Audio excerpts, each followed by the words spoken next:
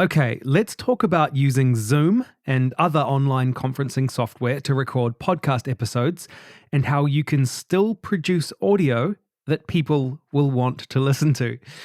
So, we all use Zoom, and this is not a video slagging off Zoom in particular. We all use it to connect online, and it's a wonderful tool. But it's no secret that the audio it records is terrible quality for podcasting. The software is made for convenient communication, not high-fidelity audio. And although there are other alternatives out there that produce better quality audio than Zoom, like Squadcast or Riverside, those are both paid services. And what I'm about to show you has a really good chance of sounding even better. And let me say that even if you are using an audio-centered conferencing software like Riverside, which is a platform that records local audio on both sides, most podcast guests are going to be using their built-in laptop microphones to record, which are functional at best, local recording or not. So the way around all of this is what we call a double-ender. A double-ender is when you record the audio on each end of the conversation locally. So you'll record using your microphone and recording software on your computer, and your guest will be recording their local audio using a microphone if they have it, or their smartphone. And you're also going to record the Zoom audio as a backup, just in case something goes wrong. And it is actually really easy. So let's go through it step by step as if we're about to record a podcast. This won't take long. So the first step and the key element to success of the double-ender is guest preparation.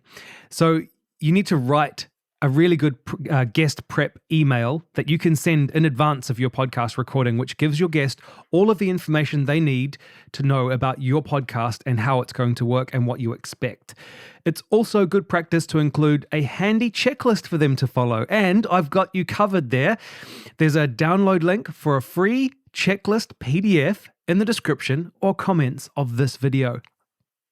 So your guest reads the email, they go through the handy, convenient checklist, and they know what to expect. Now it's the day of recording. Get yourself set up, do some test recordings always, and make sure that you're sounding good. It is your podcast after all.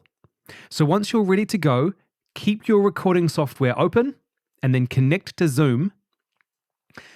Now, in your Zoom preferences, navigate to audio and deselect automatically adjust microphone volume right here. This option will mess up the levels of your audio and make post-production a nightmare. Now navigate to the recording tab and check record a separate audio file for each participant. This will separate the recordings so you have one for each speaker, which makes editing and mixing much more effective if you need to use the Zoom recordings for some reason. Once that's done, you're ready to go. So connect with your guest. Now, when you're on the call with your guest, go through your checklist with them. Make sure that their environment is suitable. They're not in a town hall or in a bathroom or somewhere crazy. Make sure there's no background noise. Make sure they're wearing headphones and that they're set up to record local audio. If they have a mic, that's perfect. Ask them to open their recording software like Audacity or GarageBand and hit record. If they don't have a mic, that's okay. Ask them to get their smartphone out and find the recording app that comes built in. It'll be called Voice Memo or Recorder or something similar.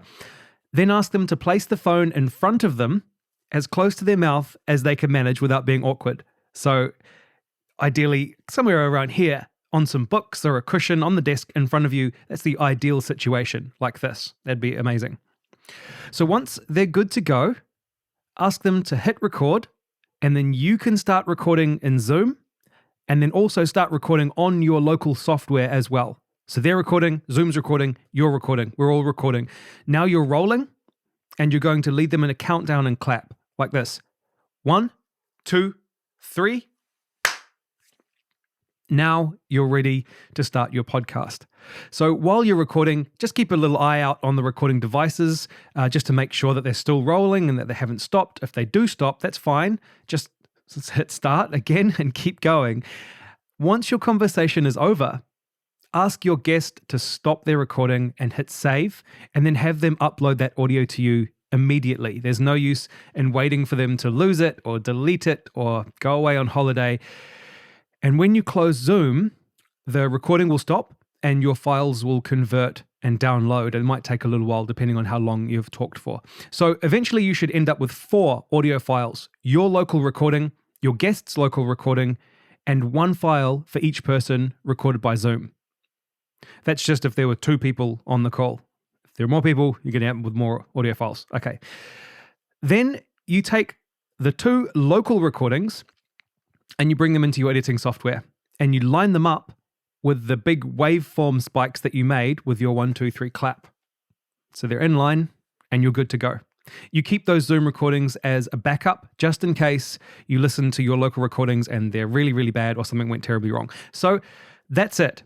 It's not too hard, I hope, and I guarantee that your podcast will sound better, which is so important to getting and to keeping those listeners. Any questions, you can email me at kane@precisionpodcasting.com. You can visit the website precisionpodcasting.com, or you can search for the Podcasters Club podcast, where you'll find loads more info about podcasting.